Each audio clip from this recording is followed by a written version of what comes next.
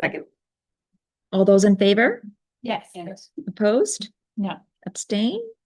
Motion carries.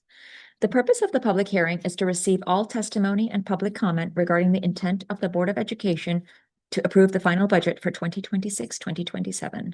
Mr. Marroquin, please present the budget. Okay, thank you. Go ahead and put the budget presentation up. So as it's coming up, as you know, we had a tentative budget in June. There was a public notice for the tentative budget. It was published in the Daily Herald. And the tentative budget was on public display from June 22nd to August 13th in the district office and on the district website. The next slide, there's an act, Public Act 102-0985. School districts are required to disclose at a public hearing when certifying the annual budget the cash reserve balance of all funds held by the district. So these are the fund balances as of June 30th, 2026. So in Fund 10, 11,458,218. Fund 20, 1,542,289. Fund 30, debt service, 119,412. Fund 40, transportation, 1,915,385. Fund 50, 768,789. Fund 60, 306,054. Fund 70, 622,240. Fund 80, 241,647. And Fund 90, $4,323. The total fund balance for all funds, again, as of June 30th, $16,978,358. So what we did first is we looked at the last fiscal year. It closed June 30th. So just a quick review of last year. Last year was year 2 of a 4-year contract with the KEA. Certified staff and other employee groups received a 5% increase last year. Last year, local revenues ended a little bit higher due to interest on investments. State revenues ended a little bit under budget due to Tier 2 funding, transportation reimbursement. Federal revenues were a little bit higher than expected. On the expenditures, salaries and benefits were a little under budget just due to mid-year staff restructuring. Capital expenditures were a little bit under, and all others were a little bit over. So if you look at the next slide,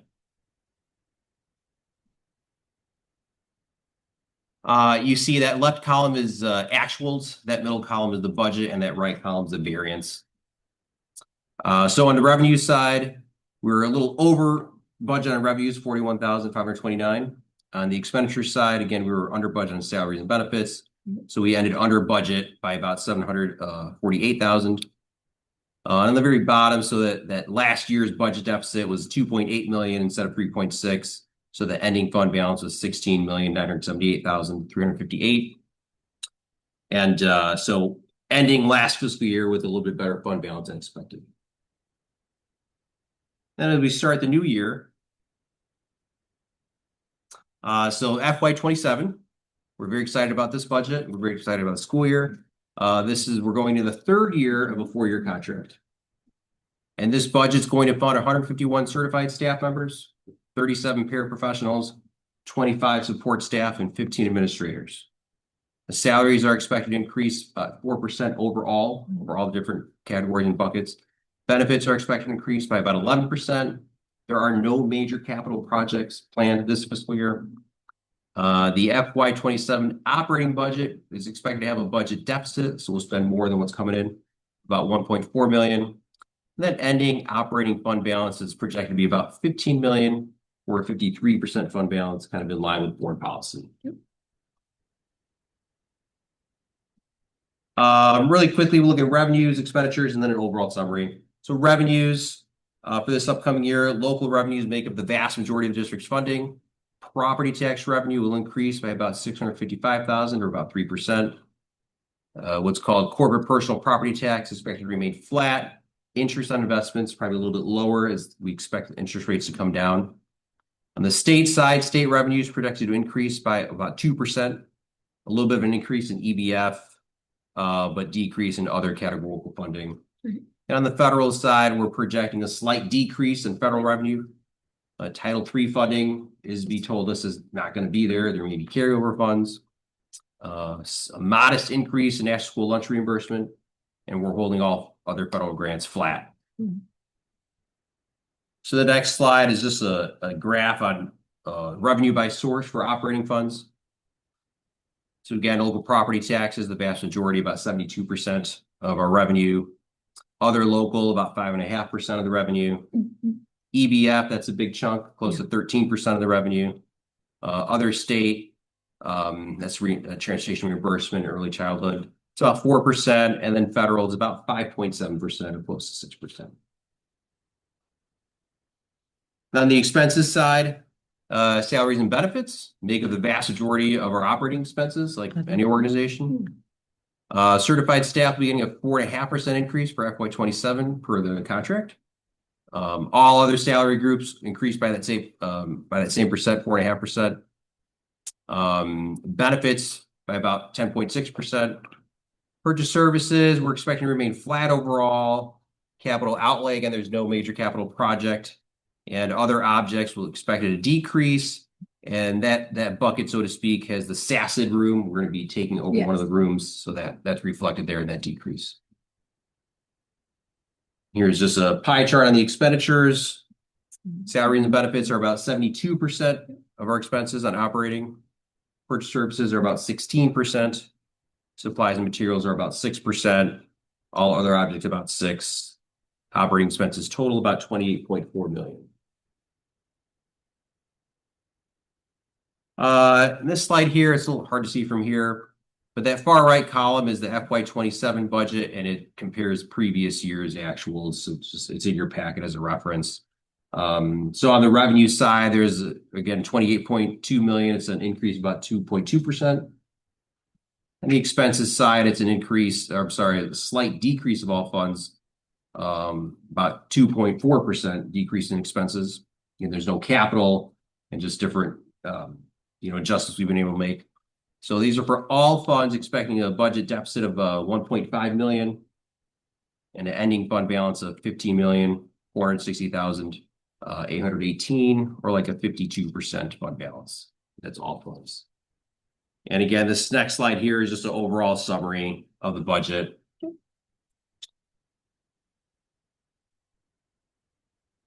to the next slide. So on that top portion is operating, and the bottom portion is debt service, capital outlay, and health, life, safety. So that revenue column, again, all funds, about 28.2 million. That expenditure column, all funds, about 29.7 million. Again, that budget deficit about 1.5 million. But we project to end the next fiscal year like at 15.4 million, or like a 52% fund balance. So yeah, that's kind of a high-level summary. Here's just a quick timeline. So in June, we did a tentative budget at the June board meeting. On June 22nd, there was a legal ad in the Daily Herald, a public notice. It was on public display from June until today. Today, we're having the public hearing and the approval.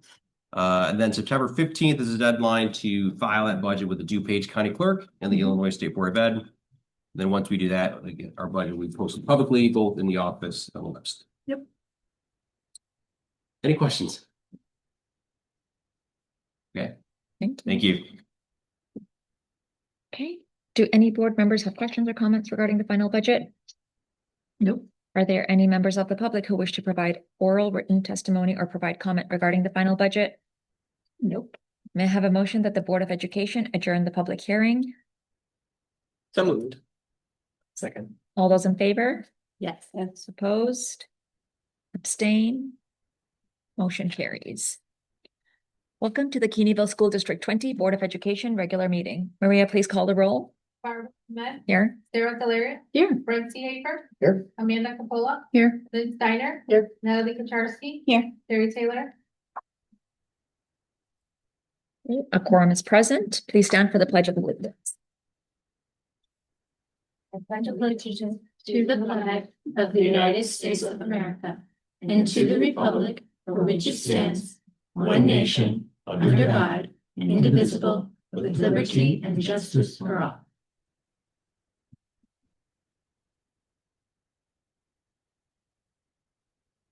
May I have a motion that the Board of Education amend the agenda to remove item 5H from the consent agenda and approve as presented?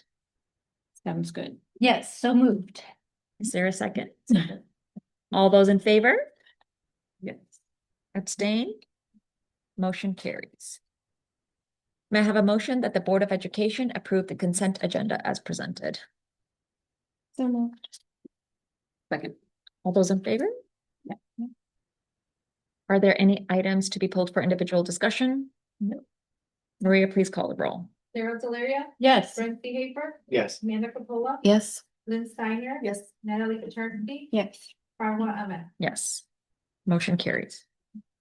Anyone wishing to address the board may do so at this time. If multiple individuals wish to address the board on the same subject, the group is encouraged to appoint a spokesperson. Please state your name and affiliation with the district. You are asked to limit your comments to 3 minutes and abide by the public participation policy of the district. Please understand, the board will not respond to your questions and concerns during a meeting. A member of the administration team and or board will follow up with you after the meeting. Okay, moving forward, the school board president's report. I have not received any self-monitoring report. For the board committee assignments, we have done an assignment of all of the strategic committees as well as our additional committees, and Maria will share that. District finance and facilities, Sarah. Most of this you already heard about because budget is the biggest deal. We just met last week, but we went over that budget, which was what you just, same thing. 2 other things were part of the consent agenda. We did the weekly auditing agreement, which is just a required thing that all of the budget needs to be audited every year. So this is the same company that has done it for a long time. Probably they'll get to it in January or February, but you never know. We'll get to it when we get to it. They're doing it. It's fine.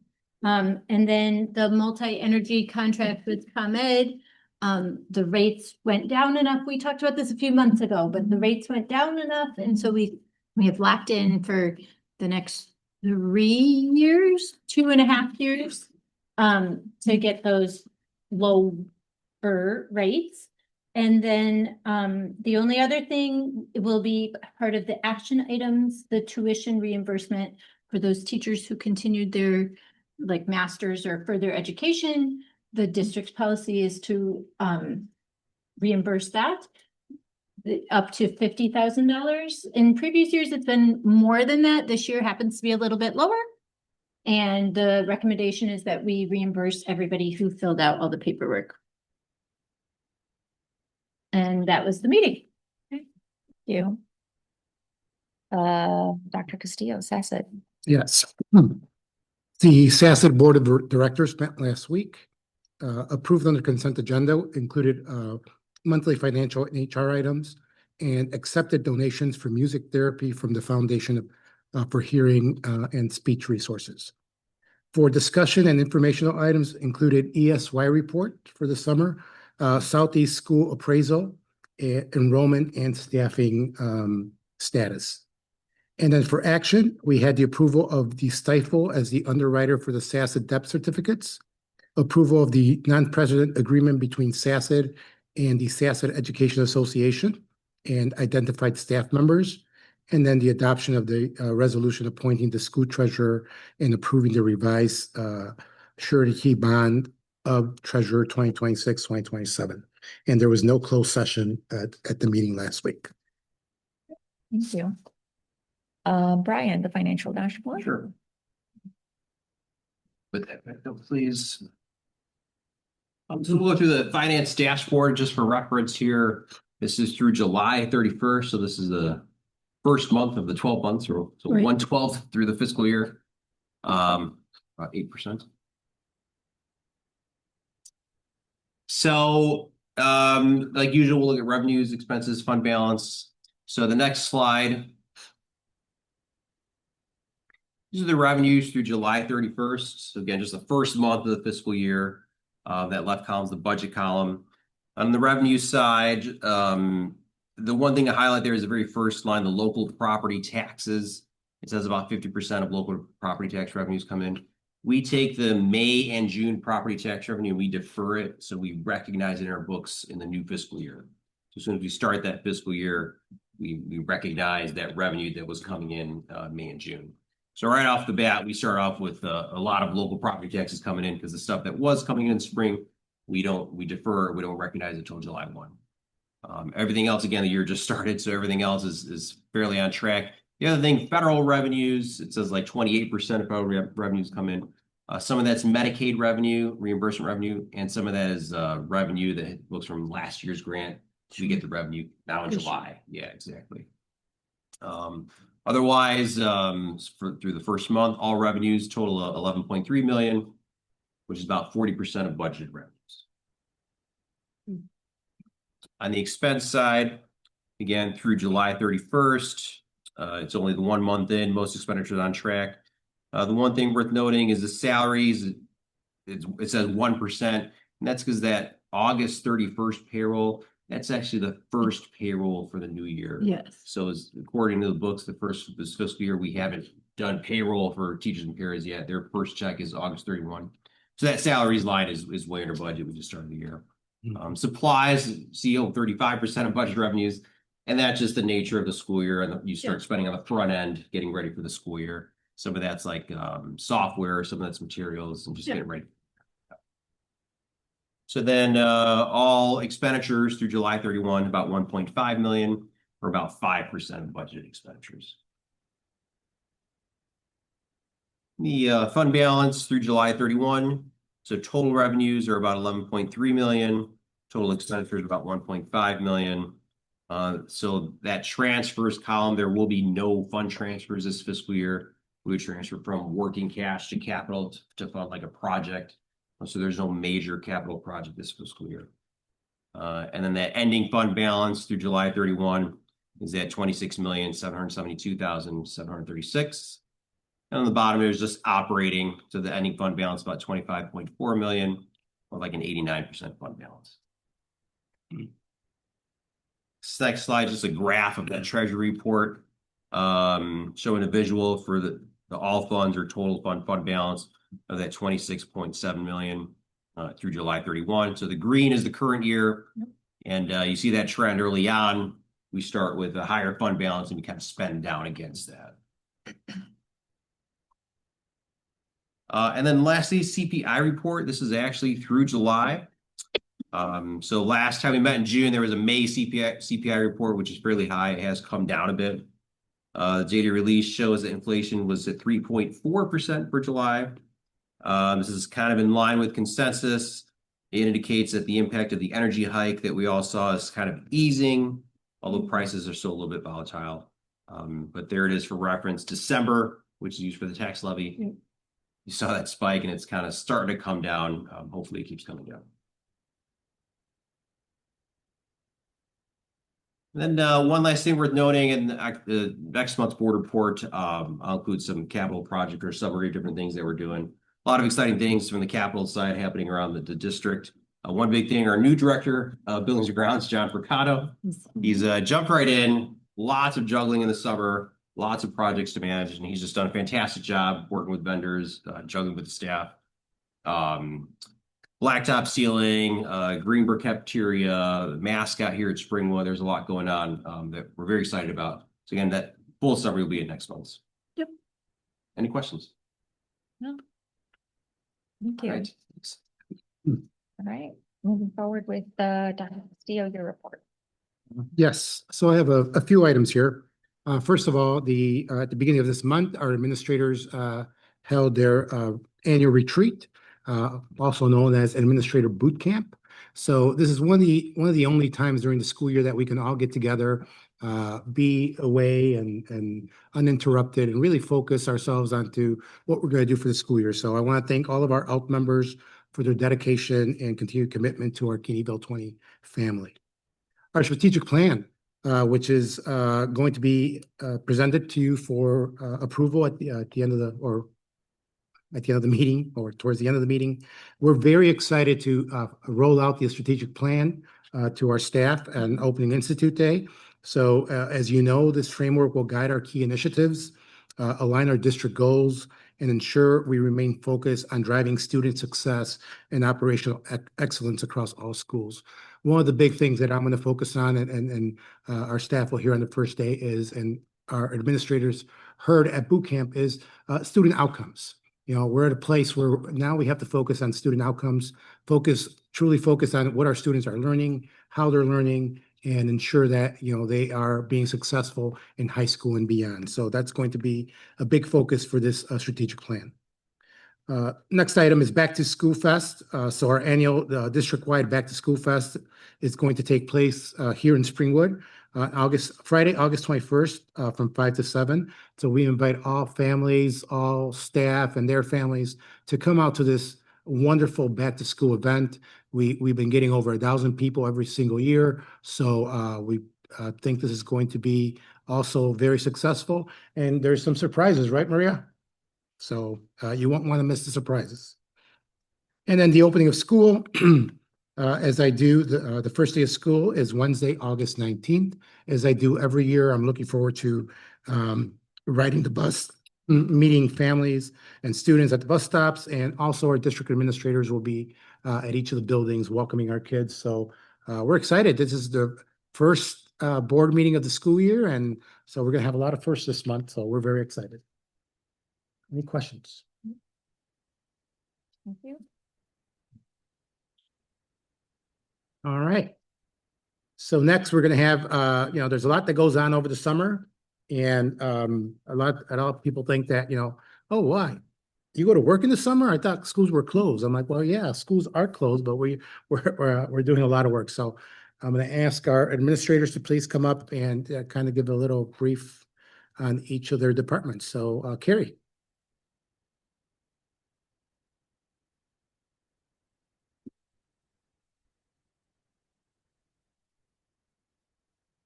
Evening, welcome back. We've missed you. It's been insanely busy. Over just the past month, there was a couple of things that I'd like to highlight. Mr. Aliano met with his Springwood math department to talk about what the win period looks like. So after math, math isn't blocked anymore. So after math, they have win. Win stands for what I need. And he met with the math department as well as our math coach, and I was there as well. And he shared his vision for changes to the course for this year, which it really includes a lot of individual student goal setting, not only around NWEA MAP, but also IAR state tests. So that will be new for that course. The team discussed plans for small group instruction during that time, and then how that will look for the students. And that's all aligned to our new strategic plan and goals 1 and 2. On June 9th, our entire administrative team attended an MTSS training here, multi-tiered systems of support. And after that training, we asked all of our administrators to really focus on where we've been, what we've done, and what changes we need to make to the plan. And we had some very good feedback. And then Colleen and I worked on an update to our MTSS plan or draft throughout the summer. And these changes will be brought to our staff on September 4th during that Institute Day. And that's aligned with our new strategic plan goal 1. Sprout Ops will help us with those MTSS changes and our intervention. So Sprout Ops is a data warehouse that we already use. It used to be called Data Driven Ed. He changed the name. Now it's called Sprout Ops. And his name is Michael, who owns the company. He's really worked really closely with me and Colleen to talk about what the program can do and what we need it to do in order to support our teachers. So when our teachers log on, they can look at all of our data that we have on their own students and say, okay, and I always use Kitty as my example, my dog. Kitty is really struggling in reading, or Kitty is really excelling in reading, and it'll just pop up with all of her data as to where she is, how she's doing, and then the teacher can make instructional decisions about each student individually by looking at all of that data. There's also new components in terms of parental contact, so we can start tracking how often we contact each of the parents. And that training will also be on September 4th, Institute Day, aligned with Goal 1. Jen, our director of technology, had worked tirelessly this summer and learned a whole lot about the back end of tech. On the hardware side, our power supply, which is called a UPS, which she said a lot this summer, our UPS was successfully replaced. So our backup power supply was successfully replaced so that we can make sure that we have constant power so the system is stable. Our staff devices were all fully updated. Our leased Chromebooks were cleaned, inventoried, and returned to the company. Our new HP Chromebooks were unboxed, configured, ready for deployment, and they have new hard shell cases on them for the students. Those were all outfitted, and then it has a sticker for which school they're at, as well as the student's name is in a nice sticker. So that the teachers aren't just writing it on there. The student authentication process was completely redesigned to make it effective and more efficient for students on day one. And in terms of software management, we had two major transitions. We have deployed Securely as our web filter and student safety, moving away from Deladeo and iBoss. These are back-end programs that we use to monitor student self-harm, student bullying, and also just student usage. Where are they going? What are they doing? Are they on district-approved websites? Where are they spending their time? Securely will handle all of the filtering for students, teachers, and administrators. And we phased out a ticketing system that we used to use called Incident IQ, which was really built for a lot bigger companies than we have our own. So we're going to merge that into a system that we already have. In terms of instructional leadership and safety enhancements, over summer break, our AI committee convened for 2.5 days to continue their work on AI guidance and what that safety looks like for students and for staff. And we will be implementing a newer and updated Raptor visitor management, and more information will be coming from Dr. Castillo, Mrs. Engstrom, for parents as to what that will look like when you walk into a building, because we have a new kiosk system that's a little bit different. And then in terms of a new module, our Raptor safety management module, we will be implementing with all staff again in September, so that if there's an emergency in the school, they're able to quickly take attendance on a device so that they can take attendance, make sure they know who's there. We can find every student in the building. So if there was a water main break at Waterbury, like last year, we would be able to quickly know where every student was without having to use walkie-talkies. It make it a lot easier, safer. And that's aligned with our new strategic plan, goal 3. One very exciting piece that's not in July, but it's just now, and I want to give a huge shout out to Dr. Pecora, Mrs. Forcano, and his dual language team. Our dual language numbers continue to increase across the district, and for me, this is very exciting that we began talking about dual language in 2021, just talking about it, planning for it. Our numbers are up. So at Greenbrook, the total enrollment for kindergarten is 46. And 12 of those students are enrolled in dual language. Their home languages are English, Spanish, Tagalog, Arabic, and Malayalam, which is a derivative of an Indian language. So we'll have a very diverse dual language class at Greenbrook.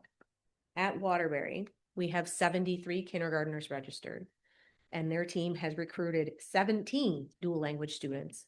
Both classrooms are now a waiting list to get into our dual language enrichment program. And the home languages in that classroom at Waterbury are English, Spanish, and Ukrainian. So Dr. Pecora, Mr. G, they've done a great job of recruiting and really explaining to the parents what our dual language program looks like. And I'm very excited to see how it continues to grow this year. Any questions? Thank you. Thank you. Colleen. Oh, yay. She's so happy I'm making her do this. So student services has been pretty busy behind the scenes, getting ready for the new school year. Some of the things that we've been doing is reviewing IEPs. So one thing I do over the summer is I go through all 200 and some IEPs to look for compliance, to check in reviews, to start scheduling for the next school year, preparing for outplacements, transportation, all the fun stuff that goes along with the IEPs. Preparing staffing and caseload changes, developing procedures and resources. Currently have like a 46-page procedural manual that I'm rolling out that I'm pretty excited about. Preparing for the transition of our new programs. So we're bringing back, we're taking over one of the programs or one of the rooms from the SACIT program. It's called a functional academic program. So I'm really excited to get that up and running, and Carrie McIntosh will be a great addition to Waterbury in that program. Also working closely with SACIT to ensure that's a smooth transition with both rooms kind of working jointly together, because we only took over one room instead of both rooms. Working with our therapeutic programs to make sure that our students that are outplaced still are appropriate for those house placements, and always working on transitioning students back, because our goal is always to get their students back to their homeschool. And then planning some of those fun things too, like Special Olympics, other opportunities that we can do in the district to help promote, grow, and that's what I'm looking for. Be proud of, or I guess like display the success our kids are doing.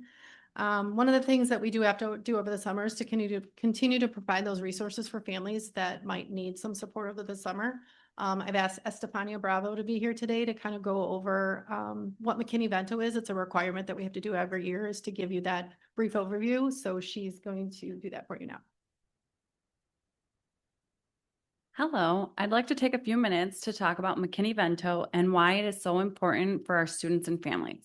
The McKinney-Vento Homeless Act is a federal law designed to make sure that children and youth experiencing homelessness have equal access to free, appropriate education.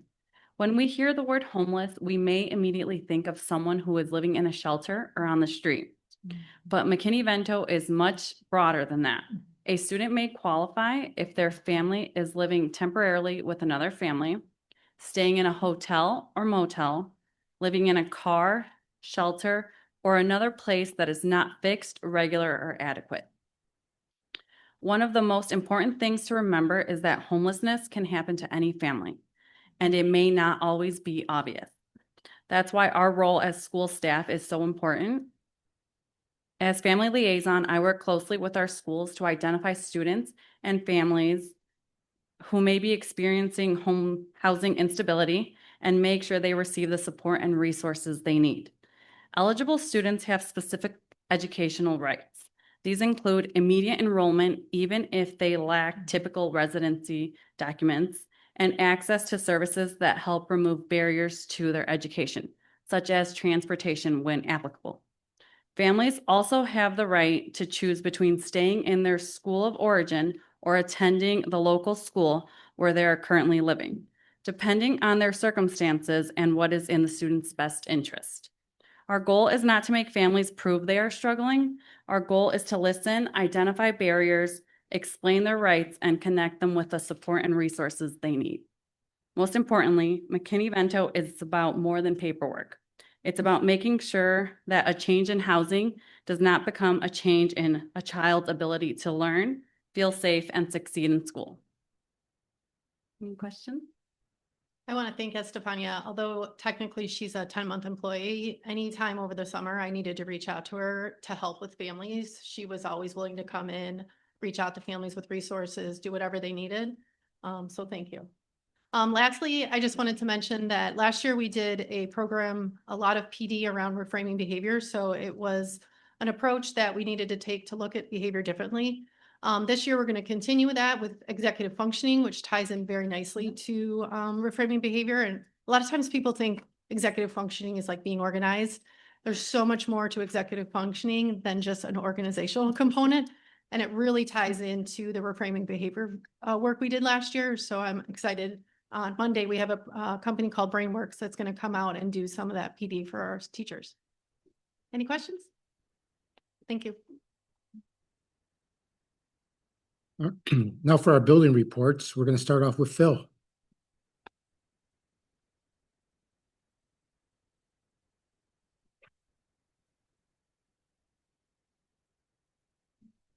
Hello, I brought two friends with me when I introduce yourself.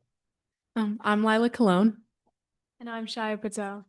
So these are two wonderful freshman students. So right away we think like, okay, what's going on in the building? We're being freshmen. So they'll talk a little bit towards the end. I'm just going to share a few things and then they're going to share a little bit of story. And before they talk, I want to give you a heads up. I gave them a heads up like a half hour ago. They're coming up here. So I didn't want them to practice anything. I want them to speak from their heart because that's how we roll here. First off, ELA department have been working really hard. They've been really closely working this summer, getting in contact with me with their new curriculum. They're doing a great job. They're working closely together. We're excited to see what brings for our students coming up this fall. We've had specific staff members coming in who are really data driven and excited about what they do in the classroom, but they want to share it to the staff. So we've had a few specific staff members looking over data already, signing up for staff meetings, having some teacher leaders presenting and how they look at data and how they could share that with the staff. We have our very first ever student advisory committee, which is really cool. We met this summer. We talked about some initiatives for this upcoming school year. There's in process of creating a new mascot they're really excited about that we've started last year, but kind of got put to the side because I was waiting for student voice and parent voice in this. Carrie shared about MathWin, which I'm really excited about. Having a solid, consistent 6th through 8th process of what MathWin looks like and how we support kids individually, sometimes as whole class, but sometimes as a small group and then individually. The admin team, Fogy and King, we really focused this summer about talking about how can we use small groups of supporting kids academic and social emotionally. So we've been really looking at a little bit of the data of creating groups already. We have a new staff member, Maria, we're really excited about of creating groups of 5 to 6 that we'd be working on specific skills. I know I always say this, but our facilities, it is pretty cool. Like they walked in here today. I should like look at the camera and watch you guys. It is so exciting. We think like, oh my goodness, this is awesome. The staff is going to love it. But seeing their excitement of just seeing what we just put up and how clean the building is. And I think I shared one time we remodeled the bathroom one time. And I think the 2 girls I brought up here one time were freaking out that we remodeled the bathroom. But what we're doing is amazing because our community deserves it. We sometimes get a bad name at Haydenville District 20 and we are not. And what we're doing is we make our schools look good. Our kids are awesome. Our community, our staff is amazing. And it was nice seeing them walk in today and just having that awesome vibe of being here. We also make it to the MLB, right? What? Yeah. Oh, yes. Just recently. Yes. That was really cool. And yeah, you did make flag football varsity. Varsity. And she made flag football too. Yeah. It's not just but down, it's but flag football.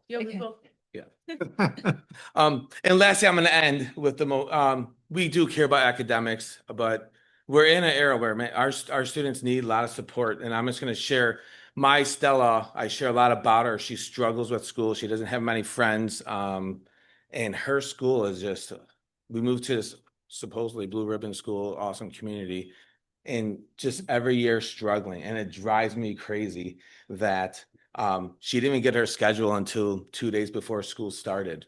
And she was not the only one. She got her locker changed the day of, and she had to remove all her stuff, and they wouldn't let her and I in to change her locker, and she has high anxiety. And that's not what Kennyville is about. And we would open our buildings at midnight. We would do it on a Saturday. We'd do it on a Sunday. And I brought them up here because that was driving me crazy. And we always do our house visits. I'm not going to say I started the house visits. It's Mark Boshin who started it. It went away and we brought it back. But we've had students last year that wanted to bring it to the next level, and they reached out to me. I did not reach out to them. So I had some students that reached out to me and say, Elliot, I'm going to do house visits with you.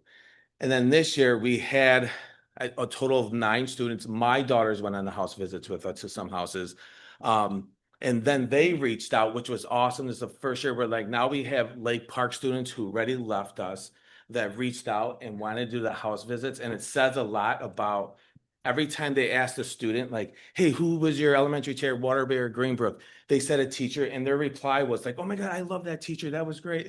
They had a connection. It wasn't about Springwood. It was about connecting to the elementary. And of course, the best school is Springwood we talk about. But we have talked about the elementary once in a while.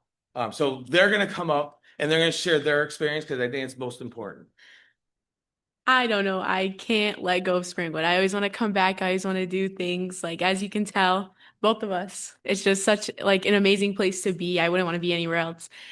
I think about the house visits. I feel like it definitely took a lot of stress and nervousness off the students. They had people who've already been through Springwood come and tell them what it's like. We were 6th graders once too, we were scared. But I think it definitely helped them, which I love so much, because when I was a 6th grader, if I had someone who is in 7th grade or is in 8th grade who's telling me all these things that I'm worried about, it would definitely ease my soul. Yes.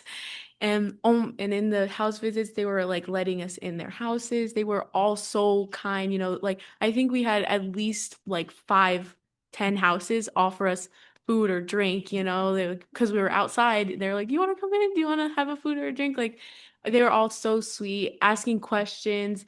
Like they were so open to like just learn. And like I love that.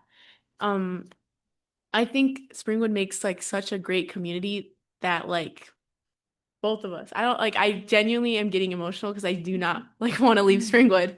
It's like one of the best places I think I've ever been. And like Lake Park is good, but Springwood is, especially with Mr. Aliano making it with Mr. Aliano, with Mr. Foggy, Mr. King, all of you guys, everyone in the school like actually making a difference and like caring about the community. Like that's like not even just kids being smart or like not being able to learn things, like the community is like a whole part of it, and you guys like actually listen and you guys do what you need to help, and I appreciate you all, everyone. Thank you. For the house visits. I think it'll just be great for the kids to meet us and meet him before they come in as before they come into Springwood, just to know who their principal is and just to get a little bit of background knowledge on what they're coming into. Genuinely meeting different types of families, different like environments felt so cool. Just knowing Springwood is a very diverse place and that they'll love the community around us. They'll be happy. They'll get involved, I hope. And yeah, thank you. I don't know, that's fine. So it was really cool. This is the first year they reached out to me. Even when they saw me today, like, Ellen, you just wake up, you look tired, and you're like, I know, just being honest. But this is what we're about. I appreciate it. And we're gonna make it even better next year, and we're looking forward to it. And again, it's all of us that are doing it, from the sixth graders that are coming in. Their families are wonderful. It was amazing of how they were treating us, and it was a good experience. We loved it. So thank you. Thank you. Mr. G.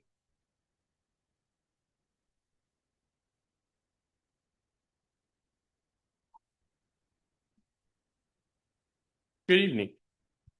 I hope everybody had a wonderful summer. I'd like to share a couple things in Greenbrook. First, I want to start off with 2 former Greenbrook students. They will back me up on this. I know they will. I can't say enough to the school board, Omar and Brian, for what we did at Greenbrook School's lunchroom. I cannot wait for the students and staff to come in and see this. I mean, 31 years I've been standing in that lunchroom, and I think that's why I lost the weight lately and everything else like that, just standing in there. But it looks awesome. It's fabulous. So that's my first thing. We're excited to welcome 7 new Gators to our staff this year. So they've been into the building. They've been at teacher orientation and everything else like that. They were at the science meetings today, learning about the new science curriculum. They are very excited to go. So I'm very excited to welcome them in. We had our new kindergarten. We had our kindergarten screening Thursday, August 6th. It was wonderful to see our new Gators enter the building and share their excitement with their families and the little ones to start school. I mean, one of the students walked in and he was like, "Mr. G, do you remember me?" I was like, "Oh yeah, sure. I mean, they're 5 years old. I don't remember you," whatever. Until the mom said who she was. Then I was like, "Oh, he was the one in the back seat for the past 4 years, going like this every time they pass in there like that." So he's finally coming to school. He was excited, so I was excited for him also. I also want to recognize 2 amazing secretaries at Greenbrook School, Jerry Palmer and Karina Ganaris. Their dedication, professional to support me and all the staff and all the Greenbrook community every day. With the trust and strong relationships that they've built across our school is unbelievable. They work so hard, their tireless effort, and to make sure that Greenbrook is welcoming and successful, and to make sure everybody's registered. I can't say enough about how I've been administrator over at Greenbrook, and I know every year it's like, okay, we got to get them registered. We're trying to get them in. We're trying to get them in.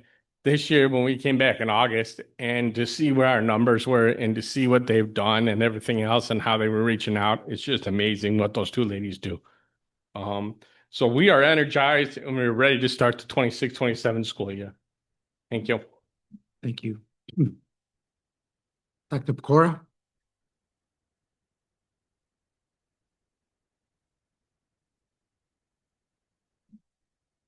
Good evening, everybody. I hope you all had a wonderful summer, like how Mr. Gustafson just stated that.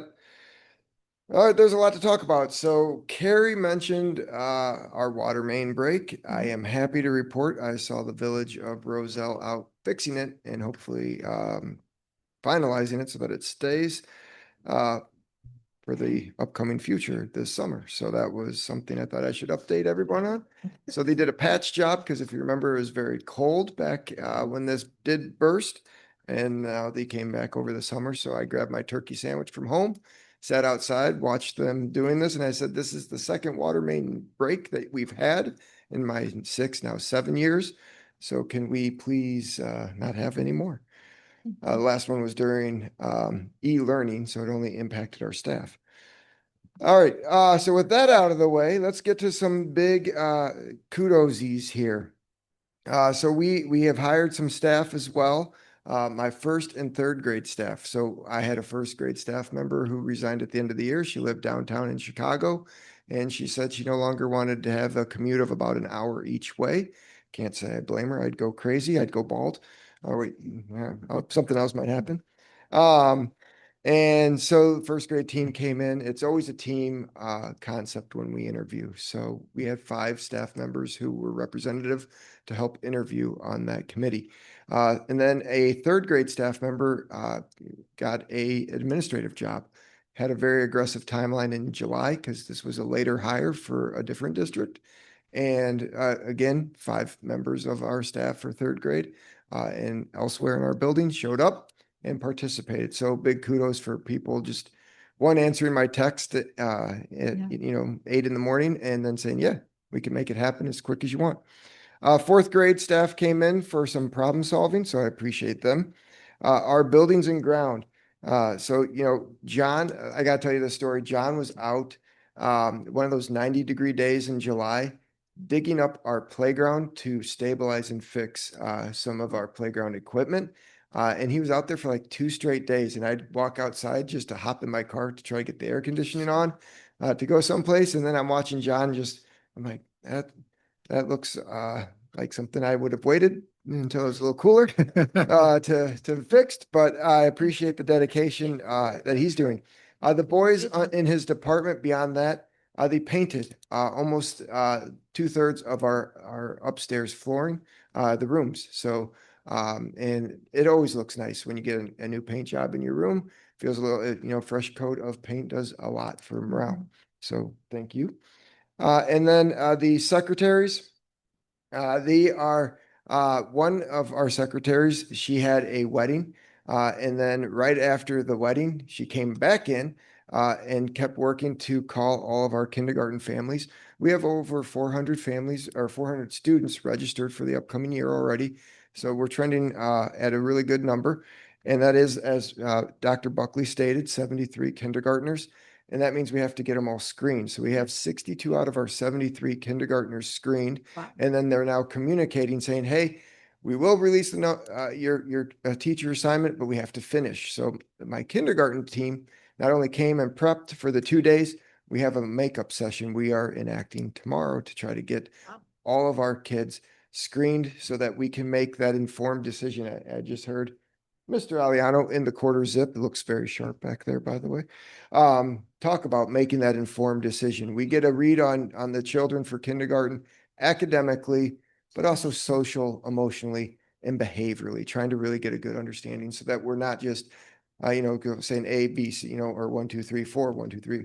We actually do try to make as informed a decision as possible. So I appreciate everyone's help, our secretaries anticipating making all those calls, and then my kindergarten team for their work. Dual language, this was a big lift. Last year and this year, we have really worked very hard to set up a whole series of meetings with our community to try to get them, so that they hear about dual and recruit and get them interested. And so, yes, we are up to 17 out of our 73 families. We kind of had a target back in June when we first started talking of 15. Could we get 15 out of 60 at the time? And obviously the numbers changed as we had more people come in. And we do have a wait list. So that is pretty outstanding. So as we work our way through, just a credit to my dual team. I know Dr. Buckley gave the kudos here, but and Omar says this every time. It's never one person. It's always a team. So this is, again, a very big team effort of getting all of our families in. And then last, or not last, second to last, my ILT, my instructional leadership team or school leadership team. We had our big in our PBIS team. We kicked off the year and started goal setting. And it was pretty cool to hear, Omar talked about student outcomes. And for the last 4 or 5 years, I've been able to celebrate Waterbury's continued growth and excellence in NWA's MAP assessment. And eventually, it's as you talk about school achievement, it's one thing to have like one time where it goes well. It's another thing to have it go well twice in a row. To have it 4 consecutive years is amazing. And it's really a credit to the whole staff, and everybody has a role in that. But it does also create a stress of how do you maintain yourself? And it's the 10th anniversary of the Chicago Cubs winning the World Series. And we had a manager named Joe Madden at that time. And he used to say, do not permit the pressure to exceed the pleasure of playing the game. And so with my staff, it was very much hey, we have had some great success. Our numbers are getting, it's getting, we are really going to have to work even harder to maintain it. And there is pressure with it, but let's embrace it. And not allow it to exceed the pleasure of what we get to do, which is impact 401 right now students' lives on a day-by-day basis. Speaking of anniversaries, Waterbury turns 50 technically next year in 2027 to 27-28 school year. But this is just a personal aside, probably too much information. I was really underwhelmed by our country's 250th. I thought we should have done a whole lot more, and our fireworks got canceled because of bad weather. And so we're going to start with the whole calendar year and just have a series of celebrations, kicking it off in the calendar year of 2027. So that'll be this school year, and concluding and wrapping it up at some point in next school year when we are actually 50. So we have a nice little design that we're going to use. We're going to share, get that out there just to engage people in this whole process. We're going to look this year. One idea is like, can we get a drone to do an overhead of our students lined up in a 77 out on the grounds? And then next year, come back and get another drone with 27 with the student population then next year. And that way we have kind of just continuing to celebrate. I've got more ideas. Brian and I will talk later about, a little increase in the budget of celebratory ideas. But it's just something that, mile marker, markers like that, anniversaries don't come around often. It's 50. I know at 75, hopefully I will be on a beach someplace and retired. So I won't necessarily be here. And definitely 100, I'd love to say I'll be around, but that's 95. So I don't know what state I would be in. So I want to make sure that we celebrate and honor it. And I also have ideas of reaching out to students who are currently at Springwood and Lake Park so that they have a role that they can also be involved in this participation of Waterbury turning 50, because it is a community celebration. And I think that is it. So thank you very much. Any questions? Well, thank you. Mandy.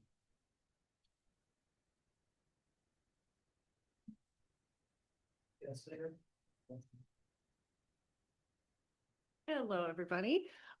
So over the summer, our early childhood special education team came in and did several evaluations of students who are in early intervention, who are receiving special ed services. Their birthdays are in the summer, and so we have to have their programming and IEPs all ready by the time they turn 3. So we had all those finished so that we're able to start the year with them in our classes. So we're really excited about that. This is the time of year I start getting antsy because we plan and we plan and we plan, and it's like we just want to get the kids here and get started. So it's been really nice to see the teachers coming around. We have I think we have maybe 3 students who are not registered. And so Joanna has done a phenomenal job of calling parents and Parent Square, messaging them and really getting everybody in so that they're registered, so we don't have a delay at the beginning of the year for the first day. We have a busy week next week, as does everybody. We have on the 19th, we have our preschool screening. We do those throughout the year in September, January, and April, along with this one in August. That night, we have our Meet the Teacher curriculum night, so students can come in, see the classroom, parents can hear about our curriculum and all things preschool. And then our students start on the 20th, on Thursday. So we're excited to get them started. Part of our grant and part of our program is having partnerships with different organizations. We get resources, we do field trips, we do all kinds of things with our park district and libraries and those types of organizations, special rec. And so we have the partnership agreements out, they've come back. Several of them, after working with us for several years, have some new ideas and some different things that we want to get started this year. So I'm really excited about that as well. And I want to mention too, StarNet is it's an organization that's also run through a grant through the state, and they provide different workshops for staff. We do our coordinator meetings together because a lot of us are the only one in our district who do our job. So it's nice to be able to network and do those kinds of things. They also provide workshops for parents. So they do have a couple coming up that I just sent out to our parents. One is on potty training, which is always a hot topic. And one is for parents of students who have special needs. And I think it's called like how to handle everything when you don't know how to handle everything, something like that. But they're on Zoom, they are free, they're in the evening. So those are always really good opportunities. Everything that I have gone through them has been wonderful. So I'm always happy to pass those along to our families so that they can also partake in that and gain some insight and things they can do. Any questions? All right, thank you. Thank you, Mandy. Let me know when they have that one for how to handle everything when you don't know how to handle anything. Okay, that concludes our reports. May I have a motion that the Board of Education approve the tuition reimbursement as presented? So moved. Second. Any discussion? Maria, please call the roll. Brent Paper. Yes. Amanda Capola. Yes. Lynn Steiner. Yes. Natalie Petersky. Yes. Barbara Met. Yes. Sarah Valeria. Yes. Okay, may I have, motion carries. May I have a motion that the Board of Education approve the fiscal year 2027 budget as presented? So moved. Second. Any discussion? Nope. Maria, please call the roll. Amanda Capola. Yes. Lynn Steiner. Yes. Natalie Petersky. Yes. Barbara Met. Yes. Sarah Valeria. Yes. Brent Hager. Yes. Motion carries. May I have a motion that the Board of Education approve the strategic plan for 2026 through 2031 as presented? So moved. Is there a second? Okay. Go, Natalie. Any discussion? No. Maria, please call the roll. Lynn Steiner. Yes. Natalie Petersky. Yes. Barbara Met. Yes. Sarah Valeria. Yes. Brent Hager. Yes. Amanda Capola. Yes. Motion carries. Please note that there will be no closed session. So may I have a motion that the Board of Education adjourn the meeting? All those in favor? Yes. Opposed? No. Abstain? Motion carried. It's such a weird thing. Isn't needed anymore. Okay. Which is great.